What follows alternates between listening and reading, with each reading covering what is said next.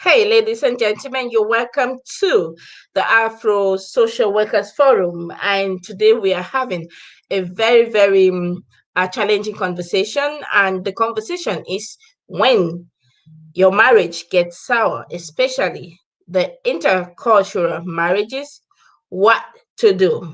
And today we have two experts, one expert by experience, and the other one expert by profession. Stay tuned as we continue the conversation of today.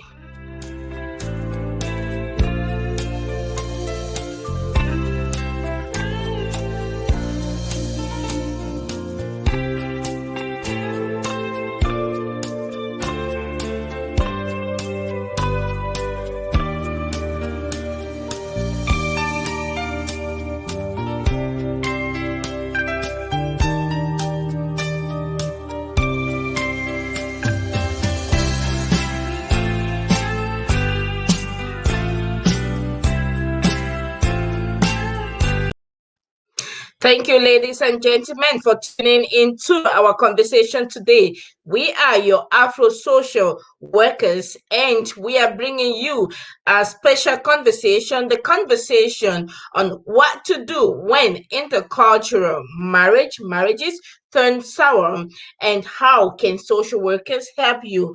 Today with me on board, we are having Mary DeCaro, who is going to be talking from the experience side. And Mary DeCaro, you're welcome to the conversation today. I know that you are an expert by experience. And we're going to be having also Pastor Teresa Stan.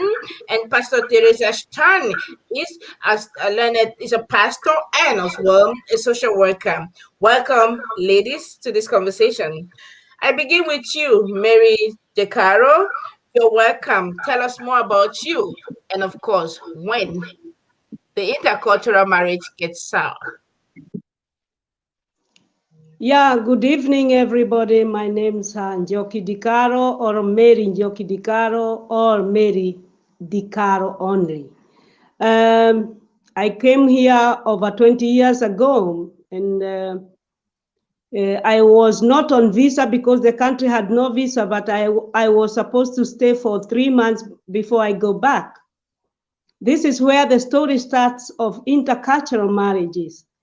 And thanks God, I was a grown-up as I came here, because even if I did not understand the language, I understood what was going on. So in the meantime, I had to look for somebody to give me papers. I found Mr. DiCaro, who gave me papers. And Mr. DiCaro did not love me. Mr. DiCaro was just helping me with the papers with another issue of something else. So Mr. DiCaro had thought maybe I was stupid, that I could be going to the clubs and making money and share with him. Unfortunately, I didn't do that. I went to a salon and I made hair and I made hair and I made hair and I got money. And from the salon, I met a woman who was working in a hotel that I was making hair. She told me in her hotel there is a vacancy. And I told her, I don't speak German. She said, it's okay, the manager speaks English. So the story turned around, thanks God. I hope I have more minutes, because after years of thinking that this man will ever love me, he never did even love me. So my children came, they were grown-ups. So I looked for a bigger house. I looked for a bigger house. And I asked him to move with me. He told me, no, you are moving, me, I'm not moving. You found me here, so I'm staying. So I left him in his small house, but actually every year we were together because he could come for Christmas. He had no other home to go to. So from then, I knew that I did not get a husband. I got papers, only papers.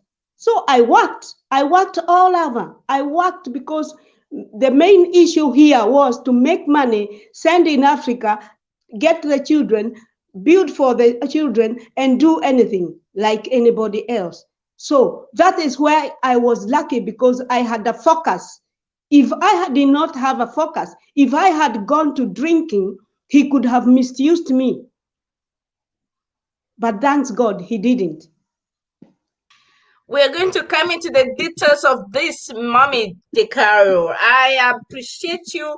I mean, you're such an inspiration to me. And when I hear your story, and each time I have a conversation with you, I am always eager to want to write down, because I know that lots of revelations will be coming out from your story. Ladies and gentlemen, thank you for tuning in. We're going to get back to Mama Mary DeCaro, and she's going to tell us more details when it starts getting sour. Welcome with me now on board, Pastor Teresa Stan. Pastor, you're welcome. Tell us more when it gets sour. Thank you so much, Vera. My name's Pastor Teresa Stan.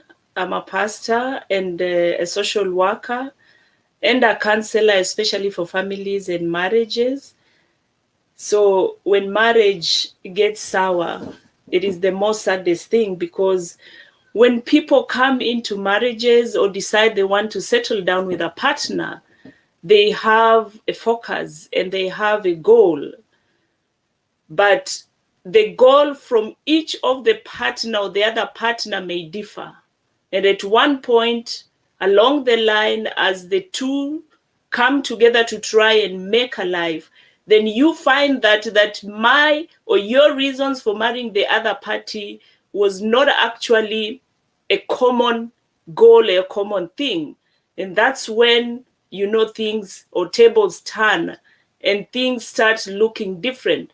The very person that you took as your life partner, the very person that you said you loved, becomes the greatest enemy of your life. So when things get sour, when the tables turn, then you realize that it was not a marriage, but it was something else. You realize it was not a marriage, but something else. Thank you so much, ma'am. And I'm going to be having also you both now on the program, and I am very happy to have you both. I'm going to start my first question with you, Mama DeCaro. You said that you started realizing that it was no longer love. And thank God you were smart enough. When is the moment that you said, now stop? Now I know better. And I just don't want to continue with this again. I never came to that conclusion, because I was working from 6 o'clock and to 3 p.m. and he was working from 3 p.m. to night, and therefore in the night he could come 5 o'clock in the morning, so that we passed through one another. So I knew we were passing one another intentionally, and I could not argue with him, because I didn't know the language, but I understood this is a way of saying no, X. So I started looking my way only. And I looked at my way. My children, they came. And I took another big apartment.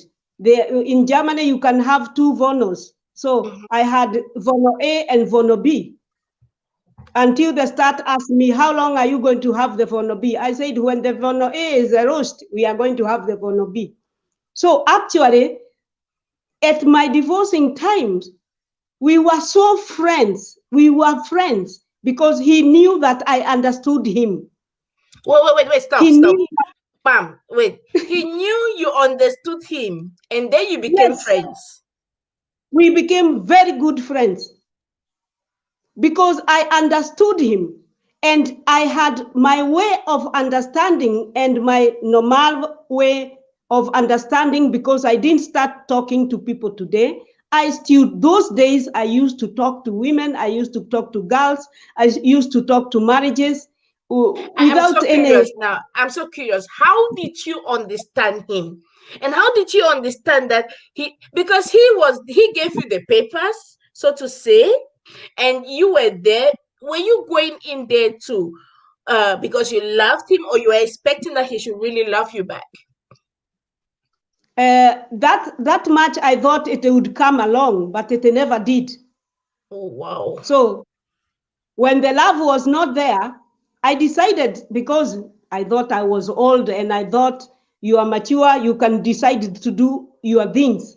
I started working for the purpose and a purpose. So every day when we meet in the house, because one was going in and the other was coming out, or one or the other way around, we could only say hi chat, and that was all. When I moved, he knew that I have understood him. So he became my good friend. I gave him 10 years. 10 years I gave him. 10 years waiting for him. Well, 10 years I waited, and I asked him one day, Mr. DiCaro, do you really love me? He said, I'm busy.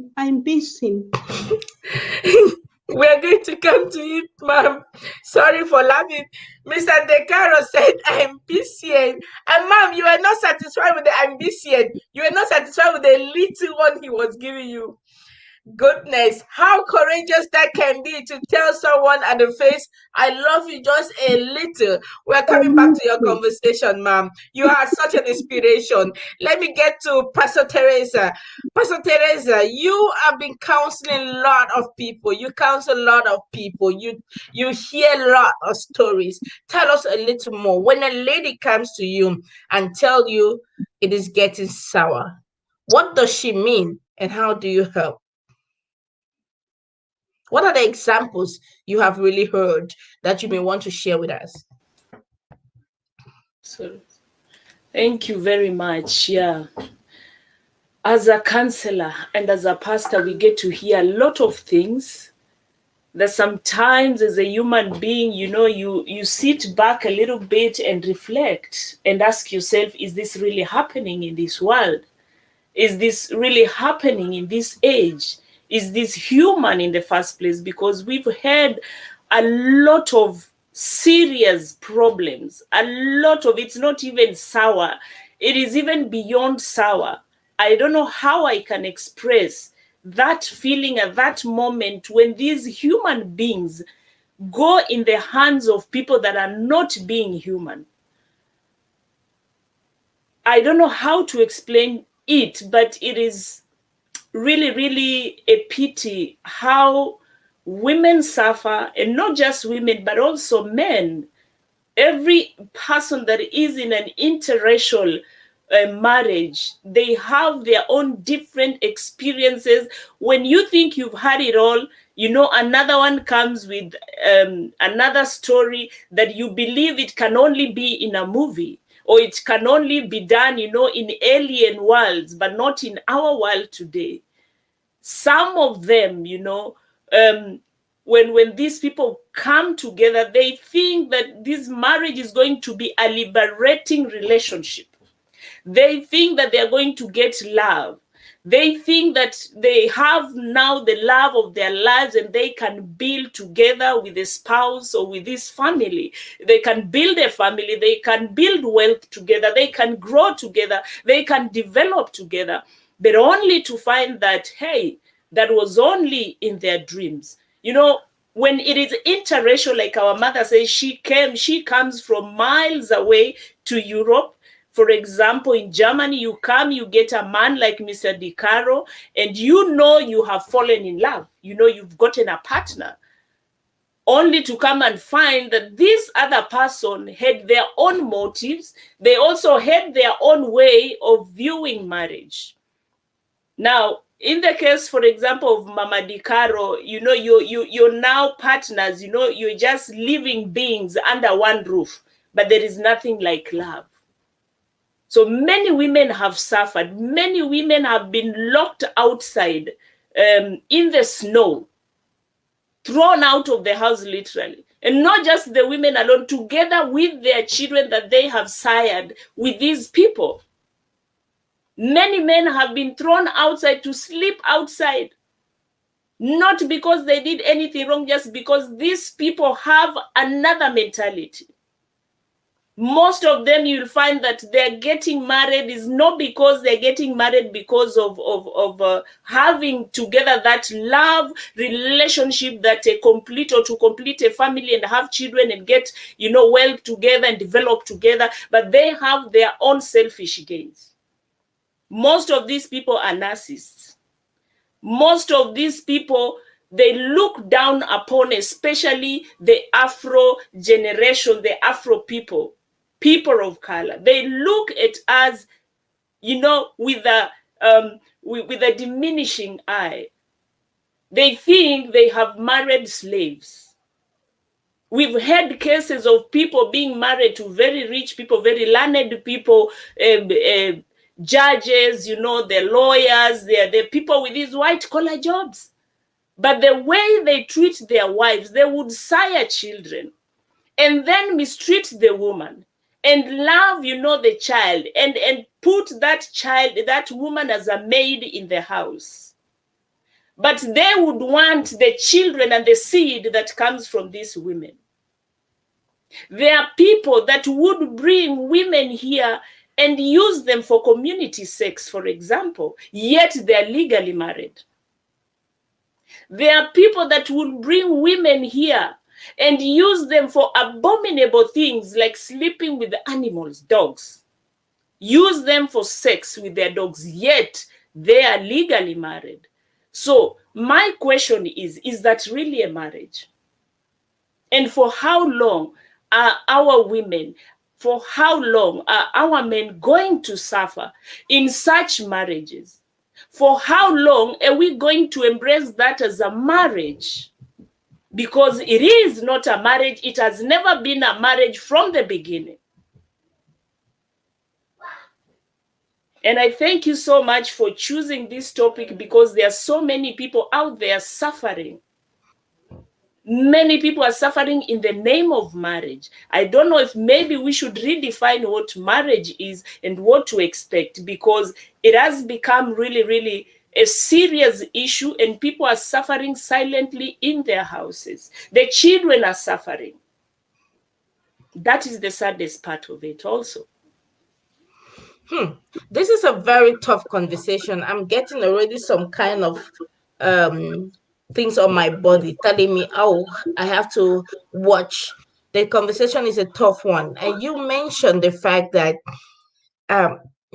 some of these relationships, the man brings you here and makes you become like a kind of community bordel where different men can come into you, and in the question is, will they also get into you again, or it is just for the community's sake at that time, and yet they still have you as your wife? Mami De Caro, you want to say something? Please on your mic. I have, yeah. It is not different what Teresa is saying, that when you have a white man bring you from your country, they'll come and bring maybe a 20-year-old or a minor. Then they'll put them in a bordel. During the day and during the night is the wife. Or during the night is the bordel, and during the day you are the wife. So how does that work? It does work. You don't know anybody. You are not even knowing that there is a social worker. You don't even understand the language. He buys food what he wants, because you cannot go to a supermarket and buy your food. So you are under his mercy. And because he forbids you to see any other Black person, or he forbids you, like if you'd meet a Black brother with a white woman, the brother never looks at your side. Because when he looks at you, he's going to get it. Who is that? What did you want from her? Or is he that your wife? So this is real, and it has Serious happened. matter. And I tell you, these things Teresa is talking, I had them long time ago. I had them because, as I told you, I came as an adult. I started listening to things. I start comforting people without any knowledge. I just comforted them. I just gave them a free area where they could come and we talk and cook. And I had stories. There was a girl who was brought, and actually she was put in a bordwell. She's there in the whole day, and in the evening she goes home as a wife. And this girl could not talk to anybody. But what happened, one time I saw the sign, if you are a bit intelligent, I don't think I am a bit intelligent, but I think I watch out for every movement. Even today, I watch out all the movements. As I watched her, I saw the man is holding her hand and she's trying to pull back. So I followed them. They entered the restaurant. I entered the restaurant. Then I sat behind them looking at the girl, and the girl was looking at me, and I did like this. So we go to the toilet. So she took out and went to the ladies, and I went to the ladies. She told me story straight. I am going to run away. This man does this. I said, oh, I didn't know where to take her. So I told her, get out. I'll take you in my house. And that is how I did with the girl. And when the husband came from the toilet, we passed through the back door and in a taxi, and we were gone.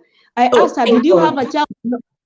No, I don't have a child. You have just, how many months are you? I am 8 months here. And what are you doing? He's doing this, he's doing this, he's doing this. I told her, nobody will touch you. I was cruel then, like today. That is the savior of my life. I was cruel then as today. So if the man came to me, I'll tell him with English now, because I didn't also know German, and I had friends who could not talk German. I told him, we are going to take you to police. So he paid divorce. These are so shocking.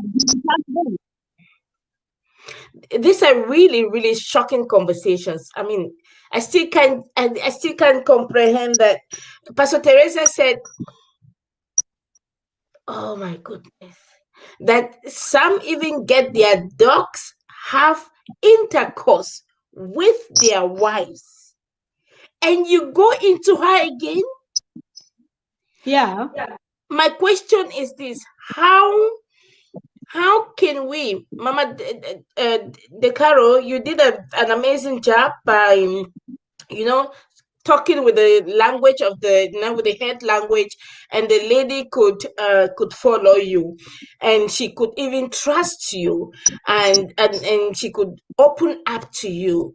Now, we have many people, I suppose that we have many people going through this kind of experiences, according to our conversations and what we had before now. And I'm just so shocked that I'm asking myself, how do we come in to support or to help such people? Because like Maria Kaina is saying, but that's not different from slavery. How do we come in to help them precisely? Mama De Caro, what do you think? You are an expert from experience. How do we come in to help? And then, Pastor Teresa, you come in also, not only the expert of experience with your counseling expertise, but also the expertise as a pastor. How do we help such people who are in such relationships and they scare to death? Right now is impossible. Right now is impossible because we are locked in with these animals. We are locked in together. So I cannot go out because I don't know anybody else. So if you are locked in and you don't know anybody, you won't go. Your neighbors, you are told, your neighbors can call police. So you'll have fear from your neighbors, you'll have fear from going to the street. So until Corona is out, then we can do. But those who can run, if any of them would come, actually I say, come to me or come to Teresa or come to the other social workers or anybody in that category, they would be helped. But I'm talking about the duration of the time of 20 years. Those days, nobody knew what. Nobody knew what. I was the expert who did not know where to take the women except in her house. So it needs a courageous eye. It needs somebody who can read through small things, because I even tell the white girls when they are under circumstances the same, because we are not only the black, because even the white from Europe are misused the same. I can see and I know. So the moment the person you get contact with the eyes, she can trust you or he can trust you. The moment is yours. Grab it. Take only 2 words and then you might liberate the person. Mm-hmm. But today we know more. Now, when I started, I told you I have worked with Helen Batamona for too long, because now when she was working with the diaconie, I knew, I was the only person who knew, and I took all the cases from the street to diaconie, all the cases from the street to diaconie. Even the men, they were even given places to sleep by Helen. Even women. So this is an issue that is really there. I say mine did not go that way because, one, I was mature. You see, I'm mature. I'm bringing a 20-year-old child, a 21-year-old child first. I'm bringing a 25-year-old child.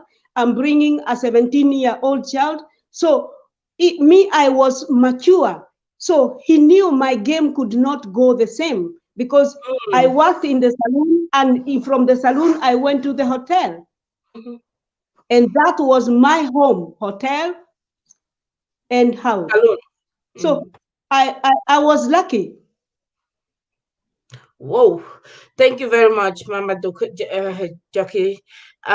Teresa, please tell us more how Mama Jackie said you have to have a special eye to observe, be very keen, and those eyes should really help guide that person, and it should bring trust so that the person can even open up to you. And then her home was like a helping center, and then she met also other social workers, Batimona Abeke, and they could help now at a different level. We want to also say here that we are not generalizing that it is all intercultural marriages or the international marriages that go through these situations, right? We have lots of amazing good situations, and all our guest speakers, Pastor Teresa Stan is living a good example, right? So she is with her husband, and so we want to say that it is not all intercultural or international relationships that go through this kind of mental sickness or this kind of oppression at a degrading level of being a slave again. Ma'am, we're coming to find solutions. Now, a young girl, the lady who came to your office and tells you, hey, ma'am, I'm being forced to have intercourse with a dog, and I'm being forced to become like a model for many other men, and yet my husband is with me. Do you think that is love? And how do we open the eyes of this young lady that comes to you, even spiritually and also, of course, socially, to counsel the person to say, hey, this can't be love, this can't be good, this can't be true? And how do you guide this person? Thank you very much. You know, on a normal circumstance in the normal marriage where love, you know, abides and people are developing together and they are sharing children together, there are also wrangles, ups and downs, yeah, that are not so extreme. But we are highlighting the extreme cases that has sent many of our people to the psychiatric clinics.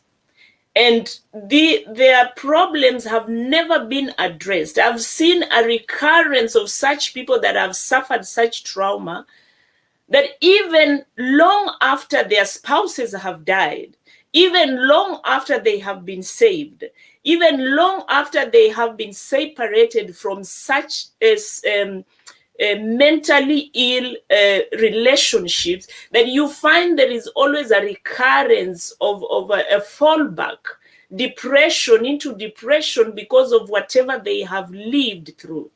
And as social workers, we must also note that most of these wrangles and social differences and social problems that we address, be it children, and most of them are family based. And if they are family based, then we need really to look into such marriages with another eye as social workers and see how we can come up with something. I know there are die Frauen mit Gewalt e.V.s that help such people. But we should also, as the Afro social workers, focus on such, work together with such bodies, with such organization, and specifically pick our own and see how we can help them and find the story behind them and see how they can open. The trauma they go through, surely, if somebody has been sleeping with a dog, in the African culture, that is abominable. It is unheard of. It is unspeakable of. So you can imagine the trauma that such girls or even men have to go through at this particular stage when they are going through such things. They have been not only demoralized, their self-esteem has been dealt with, they are treated like rags. So there is no way this person can come up or you can tell this person that you're worthy something, because they are, according to them, they are so unworthy. They are like rags that can be used to clean any dirty place that you can, you hear of. And for us as Afro social workers to come back and redeem the glory and begin the healing process for these people, I believe it is time we should look into these things and work with these organizations that also deal with the women that have been sodomized, children that have been sodomized, have been sexually abused in their various levels. We cannot, sexual abuse is sexual abuse, whether it is psychological, whether it is physical, whether it is emotional, it is an abuse. And what most of our fellow human beings from the West do, they psychologically, I call it psychological rape. Sometimes it's good when somebody slaps you out of your stupidity than somebody to psychologically rape and torture you. And we, as where we came from, the Africans, we do not know what psychological rape or psychological problems are, because we deal with situations heads on. And now, because of the culture shock here, somebody comes and expects this because you got reason or married we know marriage by paper, we have marriage by wealth, we have marriages by contract, we have genuine marriages by love, true love. And depending on the grounds at which you got married or how the other person perceives marriage, you might find yourself in a pit that you never expected. And it changes the whole perspective of your life, and you find yourself living a miserable life thereafter. Poor. I'm still getting to get this conversation getting into my mind.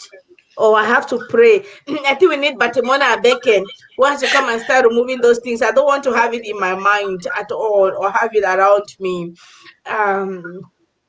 This is really degrading. This is degrading.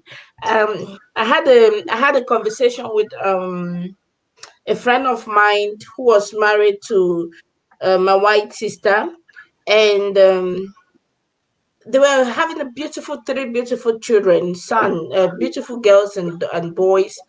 And after like 15 years of marriage, everything was fine. They bought their home, they built their home, everything was looking glorious for my brother.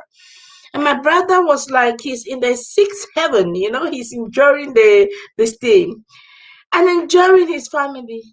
And then from nowhere, this woman got up and told the husband, I am very sure you one day go back to your country.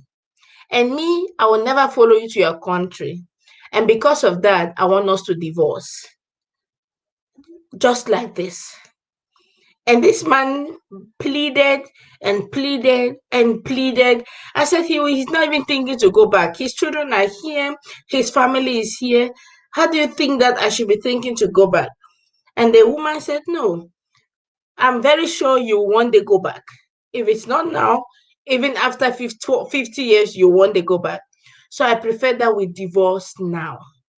And of course, they had bought their home. They just bought their home. Everything was beautiful, almost finished paying the home. So everything was almost, they were supposed to be living now a good life. And this man, as I talk with you now, is in the psychiatric care because he could not cope with this kind of shock. He had built this family. He was working and the woman wasn't working. He was going all the works, doing all the things he could do to establish his family. And he knew that is his family, no matter what was said out there. I only got to know about this when we are having a conversation and we're having a colloquial talk just amongst us Africans who were very active in those days. And he told me, Vera, I need to tell you some few things. If you know some few things about me, you may understand me better when we are working together. And then he exposed this to me. And I sat there and I was thinking, oh my word, what do I tell this man? Now he's an African man who thinks that he's the head of a family, who believes that he's a man and he's experiencing this particular trauma at the moment. And I didn't have any trauma technique, so to say. But of course, because we were having counseling techniques, we could have some conversations, we could exchange, and we could talk regularly once a week in a group where we're just very few of us. We could exchange like group offers. And he left now a little bit stronger. But he was still taking his medicine to tell you at what point this thing cost his life. And this, I am sure, is not the only example of the men also who suffer from the hands of our white sisters. How would you help them, Mami De Caro? You're having a man, strong, an African man. You know, this my African brother comes to you and is courageous enough to tell you, this woman is making me to go through this, and that. How do you help him from your own experience? One, I just first listen to him. And when the question is what to help, I asked him a few questions like, would you like to divorce your wife? Would you love to leave your children? No. They say no. So in this area now, that is where, if he came to be today now, I would show him to go to lawyers. But the lawyers, you have to select them. They are not all lawyers that fight for our rights. They are special lawyers also. But if the worst is coming to the worst, let the children go, but be well. Be well. And if it is possible, try to get him to his motherland for a fresh air and a way to think out things. Otherwise, he's going to be lost and left in psychiatric, and you'll never get him. I talk to the people on the Banov. Sometimes I talk to them. And I happened to talk to an African man and an African woman. They sleep in the barn of. I asked them, what do you do? Why are you here? They tell me it's a long story, but I had time. So I said, I got time. When I listened to their story, I found that they are both Black, but they are fighting with the cultural difference of the government and them. So where are your children? They are in Heim. So why do you want to sleep in the streets? You have to organize your life. That is why I say, in the mind, somebody must be willing, because even you cannot remove them from that situation when they are not willing. The will must be there. Mama Decaro, do you think that the will is not, when they are at that point where it becomes so? I have another story of two people who came to my office, and in one of our group counseling, one of them looked at the other one and told me, Vera, I know that I am really not right up there, right? But this one, his own is more than me. These are two people who have psychological, mental illnesses. And then one is telling me, I know, I'm conscious. At least I'm taking my medicine. I'm conscious. But his own is more than mine, and he is not taking medicine. And I was looking at both of them, and we had the group work, and I'm looking at both of them, and indeed she was taking her medicine and the man wasn't taking any medicines. So he was already at another level. No matter what you did to help him, he could not do it by himself, Mama Joki. The will, he wishes to, but he can no longer do it. Somehow something has happened. I think that's where they say you've hit that point where you really need that therapy and that medicine where it can bring you back. Or is that not so? I wish that you are an expert by experience, ma'am. Is that not so? Yes. You cannot do anything, but you have to really try to bring this man into this place where he can get help. Yeah. If not, you are not going to do anything. Yeah, because he has no power to fight. He has no powers now, because the first stage, we're all there. He has a network that we can talk with him, we can have that exchange, and he has made use of it. And so he can't go further. And then the second one is getting real therapist or consultant to have an exchange with, right? And then at the end of the day, you realize that it's still not working.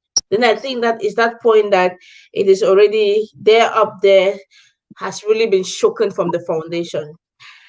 Pastor Teresa, let's come to you. As a spiritual person, how do you go about with this kind of cases? Because, I hear many Christians, we always stay on, okay, it is good to pray. I believe, of course, in prayers. I trust prayers. I know that prayers work wonders.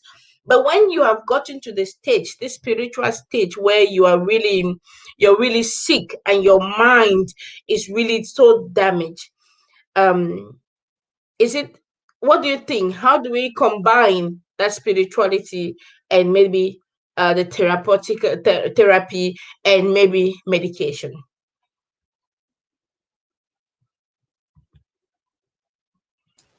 Thank you very much.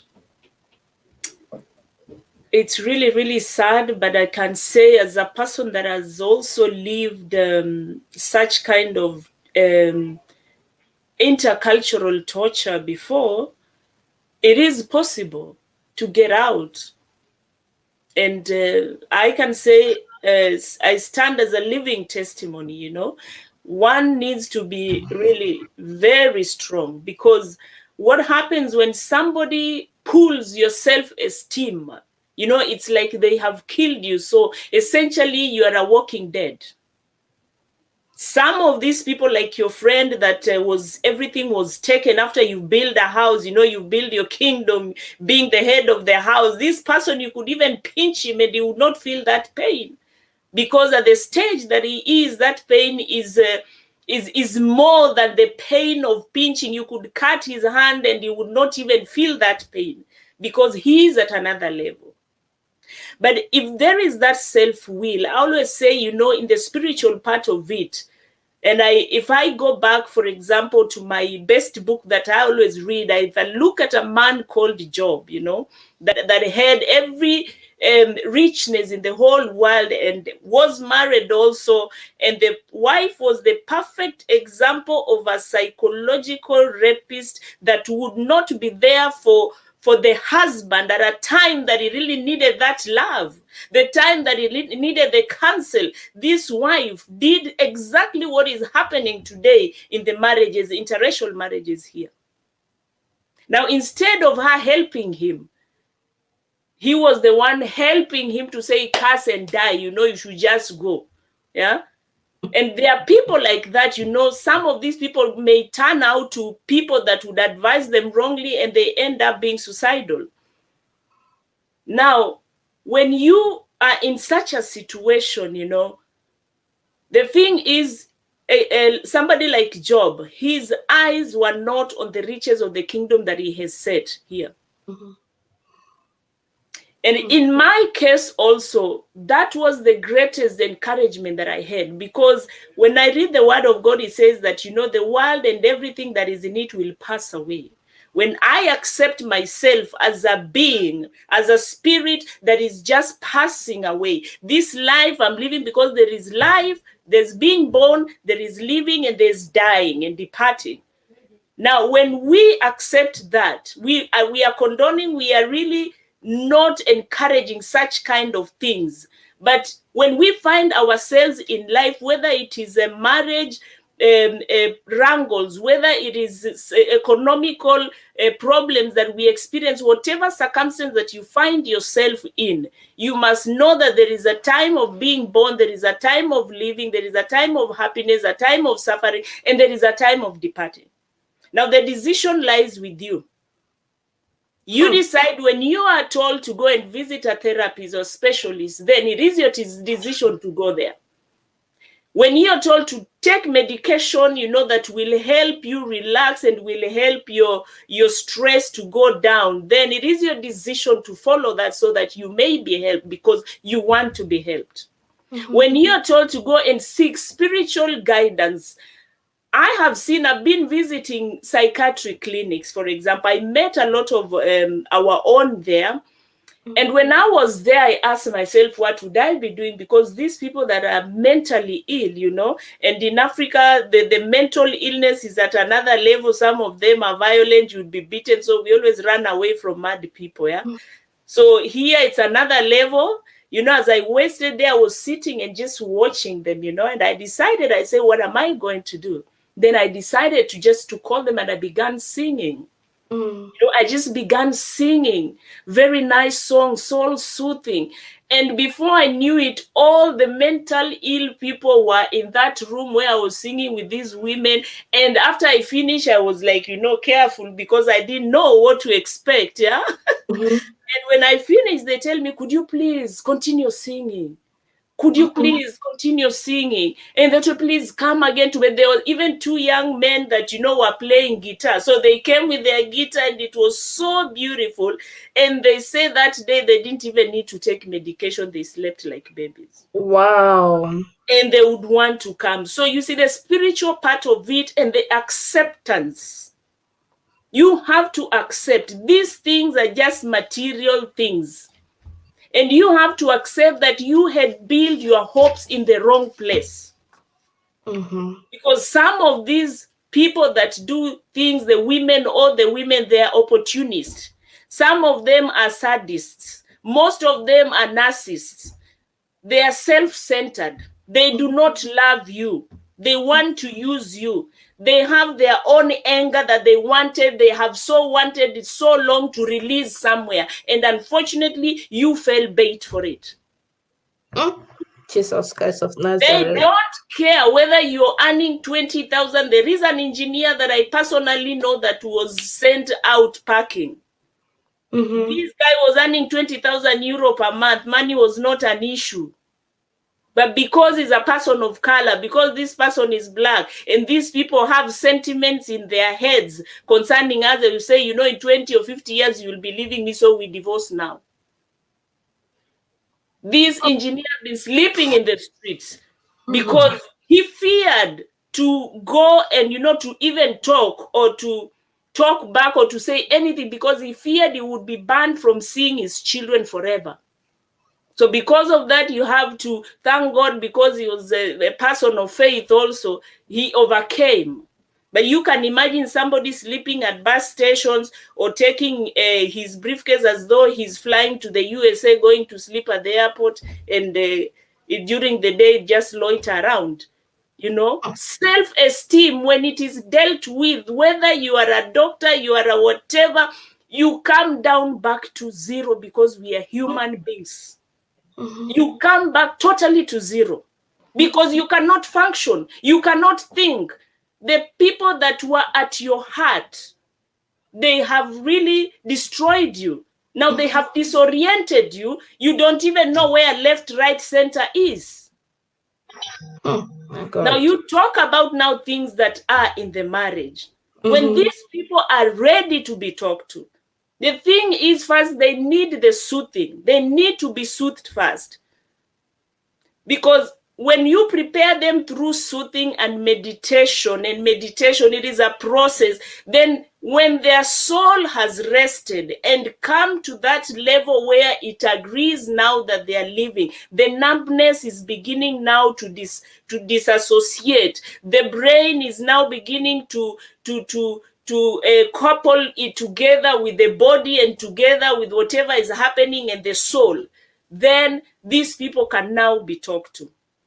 But when they are in that state, all they need is assurance. All they need is love. All they need is somebody to be there until they come to that level that they can now start accepting. And in this part now, the spiritual part of it plays a big role. And the spiritual part needs somebody with patience. Because this thing comes and then it backfires. Today they will look like they are okay. Tomorrow they will look like they've really fallen back, you know, into their depression. So it really needs patience. It needs spiritual guidance. It needs a lot of meditation.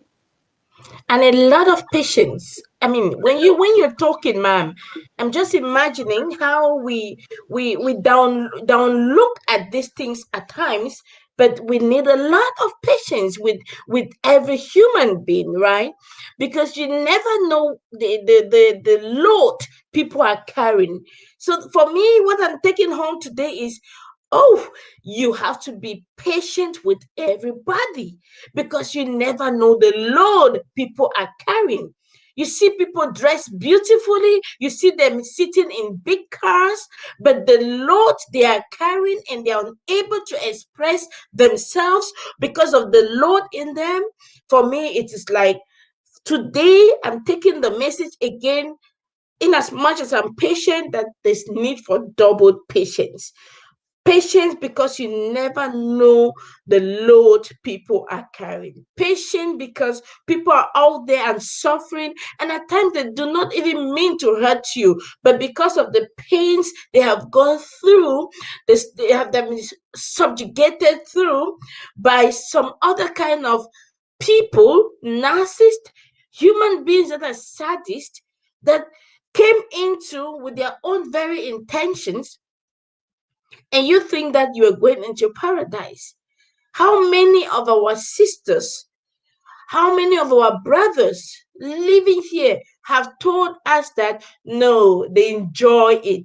And now when I'm hearing your story, of course, I'm like thinking, oh my God, one has to be very careful now. And I'm questioning myself.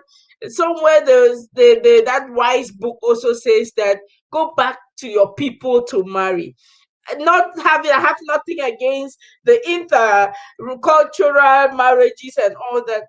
But that question is, what does it mean going back to your people to marry?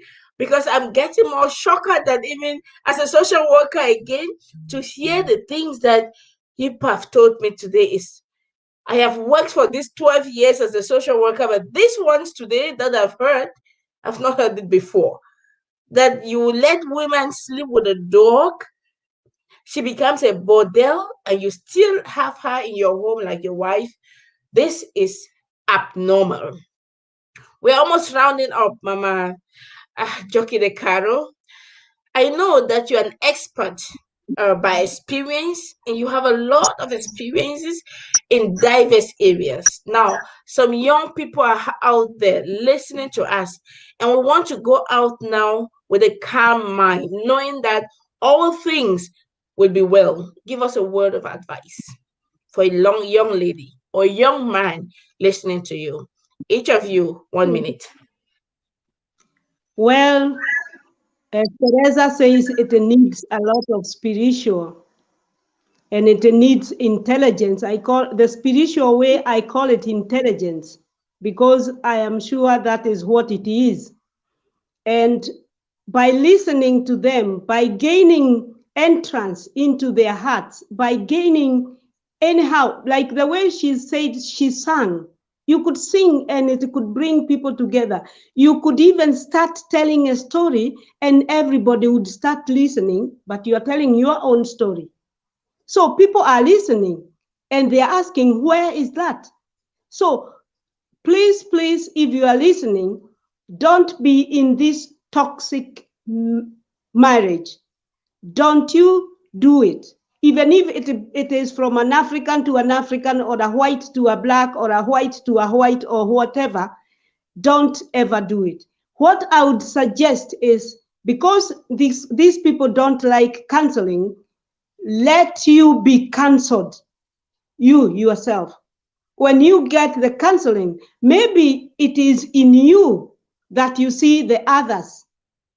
And when you see the others, then you come to know how it works. Thank you.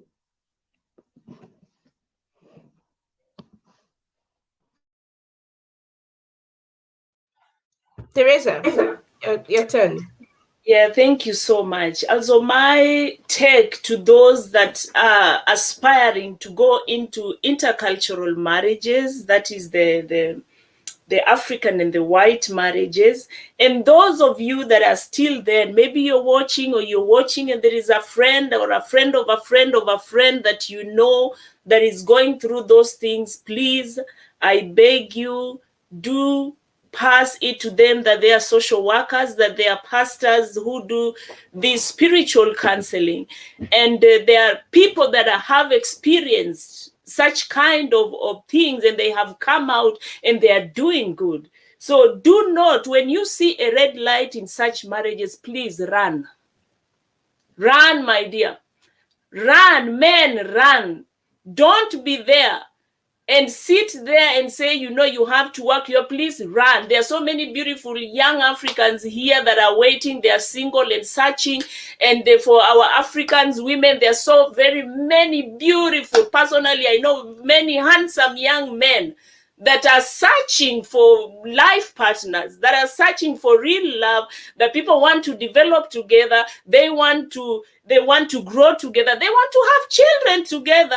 They have tried this side, you have tried the other side. When you come together, always tell people, hey, we are still living on earth. Please search for one another. Stop going into these toxic things. And some of these stupid colonial rules, I'll give you tips before we wind up. When you are in that marriage and there are these stupid colonial rules that they tell you from 7 p.m. there are no phone calls.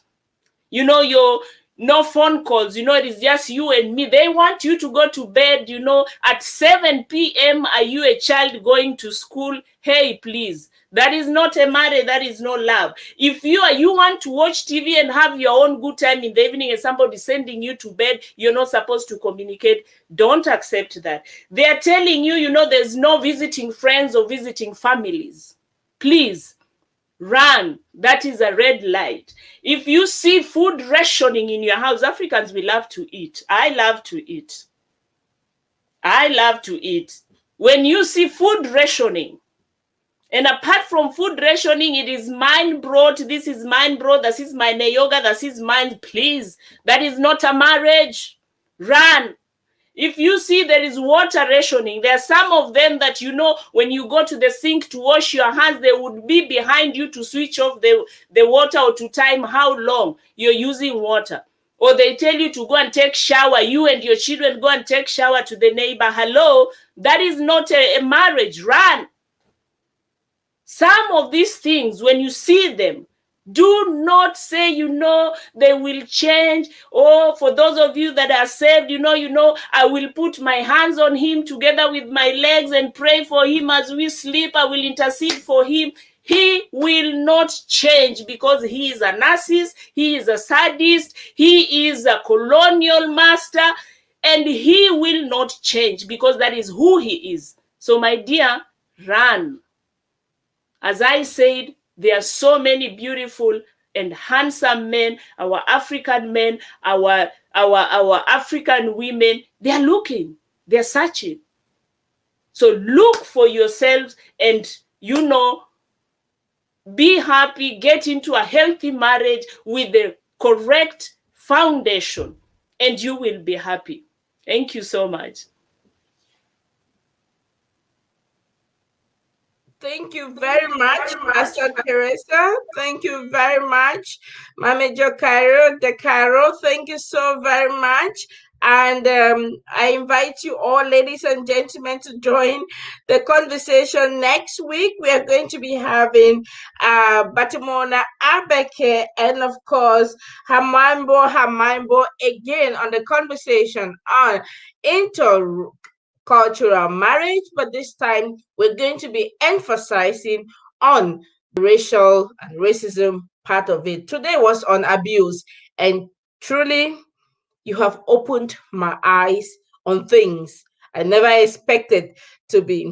So every day we learned, and thank you for joining me on the conversation when the intercultural marriage gets sour, what to do. Today we had on board Jackie De Caro. I call her Mama Mary De Caro, and Pastor Teresa Stam, and I've been your host, Vera Sompon. Thank you very much for being here, and we meet next week again for another conversation. God bless you. Bye-bye.